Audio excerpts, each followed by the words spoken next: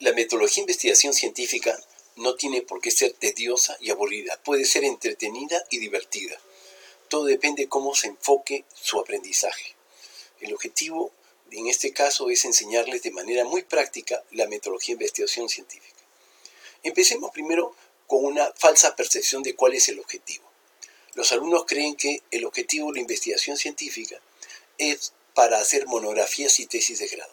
Sin embargo, no se dan cuenta que constantemente los profesores les están orientando en la aplicación del método científico y lo están conduciendo a aplicar la metodología de investigación científica.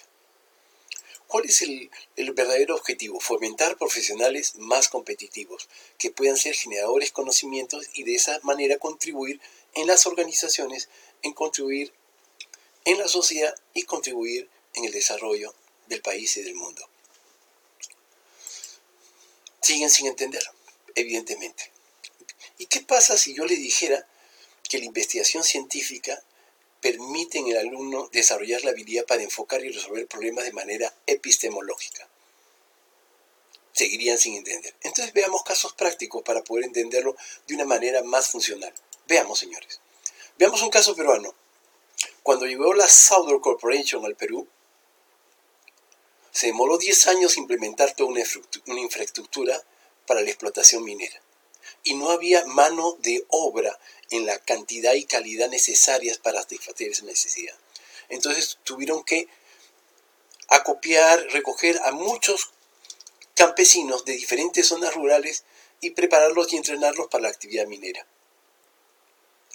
Cuando empezó a operar, poco tiempo después de operar, se produjo una huelga y los campesinos convertidos en mineros empezaron a reclamar aumentos de sueldo. Lo típico cuando hay un reclamo de aumento de sueldo es hacer una negociación. Sin embargo, los especialistas de recursos humanos se quedaron sorprendidos, intrigados de que estos campesinos convertidos en mineros estén reclamando cuando estos ganaban 3 veces el ingreso que mejor se podía encontrar en la zona. No tenía mucho sentido. Es más, las condiciones de vida del campamento eran muy superiores a las condiciones en las que ellos vivían. Tenían todas las comodidades, servicios sanitarios, pero tenían una alimentación al estilo americano y un entorno totalmente diferente a lo que ellos estaban acostumbrados. Llegaron los especialistas para poder entender qué es lo que estaba sucediendo, porque no podía ser reclamos salariales. Los especialistas hicieron una investigación y arrojaron que el problema era el hábitat donde ellos estaban viviendo. Era totalmente abrupto el cambio de hábitat y eso es lo que provocaba esos reclamos. ¿Qué hicieron? Cambiaron el régimen alimenticio para que corresponda con lo que ellos estaban acostumbrados a alimentarse. Cambiaron el hábitat del entorno del campamento, colocaron follaje diferente, ellos estaban acostumbrados a sentir el olor de la hierba, entonces crearon todas las condiciones para que puedan volver a sentir ese ambiente, permitieron incluso algunos animalitos, ¿para qué? Para que se acostumbraran a ese entorno que antes estaban familiarizados. Con eso se resolvió el problema. No fue necesario aumentar sueldos. Este caso nos sirvió como elemento de referencia para hacer valer una teoría, la teoría de Erg, de Clayton Alderfer, donde señala cosas interesantes que revolucionaron el comportamiento motivacional desarrollado hasta el momento por Maslow. Maslow decía que hay una jerarquía de necesidades. Los seres humanos primero queremos satisfacer nuestras necesidades fisiológicas, el hambre. Después queremos satisfacer las necesidades de seguridad, la protección. Después queremos satisfacer necesidades sociales, de relaciones humanas. Después buscamos relaciones de estima y finalmente buscamos nuestra autorrealización. Según Maslow, cada vez que se quemaba una etapa, esta no podía generar motivos de insatisfacción. Pero ¿qué pasó en este caso? En este caso no había problemas de necesidades salariales, sin embargo reclaman necesidades salariales. ¿Por qué?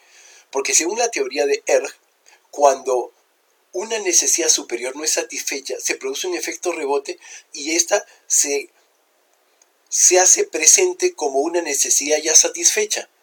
Entonces, a pesar de que no tenían problemas económicos, ellos reclaman por problemas económicos porque no pueden explicar fácilmente esa necesidad que no está satisfecha. Casos como estos nos ayudan a entender mejor el comportamiento humano y a dar mejor solución a los problemas de interacción humana. Sigamos, señores, con otro caso más. Una isla que era colonia alemana. Antes de la Segunda Guerra Mundial, Alemania ya se estaba haciendo los preparativos para una confrontación bélica. Y había una isla alemana que era potencialmente importante por su ubicación y había que prepararla estratégicamente para el conflicto militar. Entonces era necesario que en esta isla se construyan muelles, se construyan carreteras y se construyan almacenes para hacer frente a los conflictos que se iban a venir. Para ello, les ordenaron a los campesinos que trabajen para hacer los caminos, para hacer los muelles, para hacer los almacenes, y los campesinos dijeron, no, de ninguna manera, nosotros no necesitamos muelles, nosotros no necesitamos pistas, nosotros no necesitamos almacenes, aquí tenemos todo lo que necesitamos, ustedes están locos. Los alemanes, cuando se enfrentaban a una desobediencia, se acostumbraban a exterminar a quienes no los obedecían. Frente a esa situación, los alemanes se pusieron a reflexionar que si exterminaban a los aldeanos, no tendrían quienes hicieran los puentes, quienes hicieran los caminos, quienes hicieran los muelles. Se quedarían sin mano de obra. Ante esa situación llamaron a un especialista, un general de las fuerzas especiales nazis. Los colocan como si fueran unos verdaderos monstruos, pero eran muy inteligentes y muy capaces. El general llegó a la isla y lo primero que hizo fue estudiar las costumbres y valores. Empezó a estudiar sus hábitos, sus preferencias, y descubrió en la isla unas piedras finamente pulidas. Y cuando preguntó sobre para qué significaban estas piedras, cuál era la razón de estas piedras, les explicaron que la distribución de la isla entre las familias se daba a través de estas piedras. Las piedras equivalían como los registros públicos de propiedad. Una familia era más rica o más pobre en función de la asignación de tierras dentro de esas piedras. Las piedras eran pues el símbolo de derechos de riqueza y propiedad en la isla. Cuando el general se enteró de esto, pensó que tenía una oportunidad para poder controlarlos. ¿Qué hizo? Mandó pintar todas las piedras con el símbolo de la Alemania nazi, Ganda. Los alemanes lograron crear un enorme impacto emocional en los aldeanos. Los aldeanos se sintieron saqueados, se sintieron en la pobreza y estuvieron dispuestos a construir las carreteras, construir los muelles, construir los almacenes, con tal que les borren esos símbolos que habían colocado sobre sus piedras.